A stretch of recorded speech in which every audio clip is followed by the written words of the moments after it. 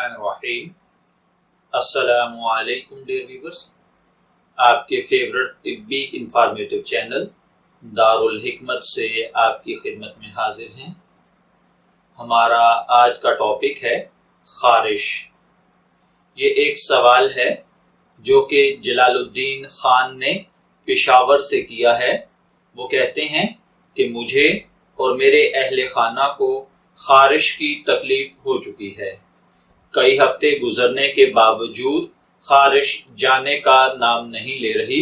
मुसफ़ी खून किस्म की बहुत सारी अशिया और मेडिसिन इस्तेमाल कर चुके हैं, लेकिन ये तकलीफ किसी भी तरह जाती हुई नजर नहीं आ रही। इसके लिए क्या करना चाहिए और खारिश होती क्यों है? तो प्यारे भाई जलालुद्दीन खान साहब, खारिश एक आम और मारूफ मुतअद्दी मर्ज है, यानी इसको एक वबाई मर्ज भी कहा जा सकता है। इसकी दो अकसाम हैं, खुश्क और तर। खारिश जब तर हो तो आमतौर पर पहले हाथों की उंगलियों की खाइयों में, यानी इन जगहों पर, ये जो जगह हैं इन जगहों पर छोटे छोटे दाने बनते हैं। फिर फिंसियां नमूदार होती हैं जिनमें बड़ी शिद्दत से खारिश होती है। जब इनको खुजाया जाए तो इनसे पीप भी निकलती है, जिसकी दूसरी जगह लग जाने से इसकी मजीद फिंसियां पैदा होकर उनमें खारिश होने लगती है। जब ये मर्ज शदीद नोयत का होता है तो दाना मटर के बराबर आंवला बन जाता है। बाज़ औक़ात तो करीब करीब वाक़ई ऐसे कई दाने मिलकर बड़े बड़े आंवलों की शक्ल इख्तियार कर लेते हैं। ये फिंसियां और दाने जिस्म के और भी कई मुकामात पर बन जाते हैं। इस मर्ज से बहुत बड़ी परेशानी होती है। खुजाने के बगैर चैन नहीं आता, और इसमें सबसे ज्यादा परेशान कुन सूरत हाल ये होती है कि अगर एक बार इन्हें खुजाना शुरू कर दिया तो फिर ये सिलसिला कोशिश और ख्वाहिश के बावजूद रुकता नहीं है। खारिश खुश्क में आंवले नहीं होते, ना ही पीप बहती है, बल्कि परेशान कुन हद तक शदीद खारिश होती है।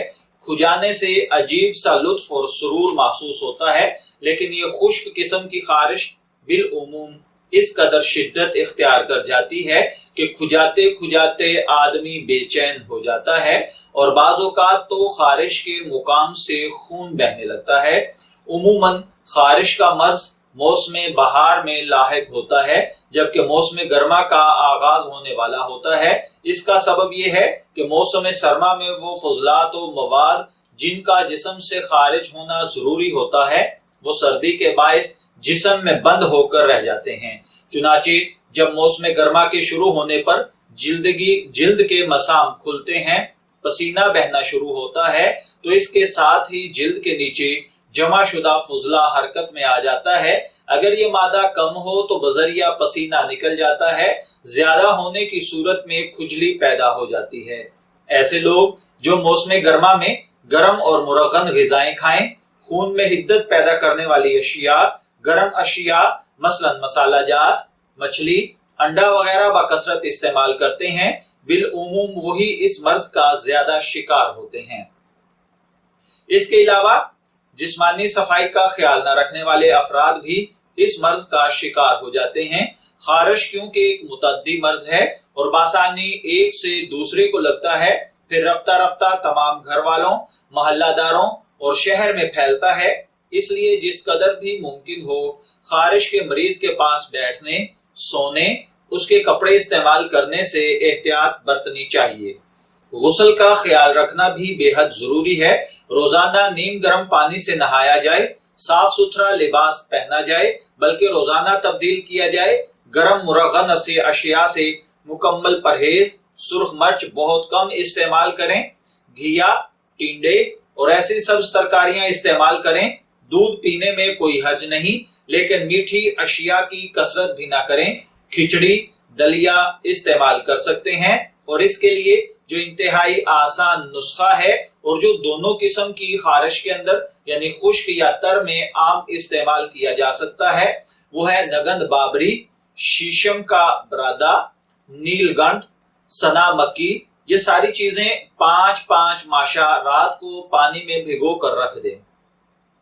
सुबह को साफ पानी निथार कर शरबते अनाब 3 तोला मिलाकर पी लिया करें। یہ کام آپ 15-20 دن تک مسلسل کریں اور جس جس شخص کو بھی گھر میں ہے ان تمام کو کروائیں. انشاءاللہ العزیز 15 دن سے پہلے آپ کی خارش ختم ہو جائے گی. اور اگر آپ 15 دن مسلسل یہ نسخہ استعمال کرتے ہیں تو پھر لائف ٹائم آپ کو خشک یا تر خارش نہیں ہوگی.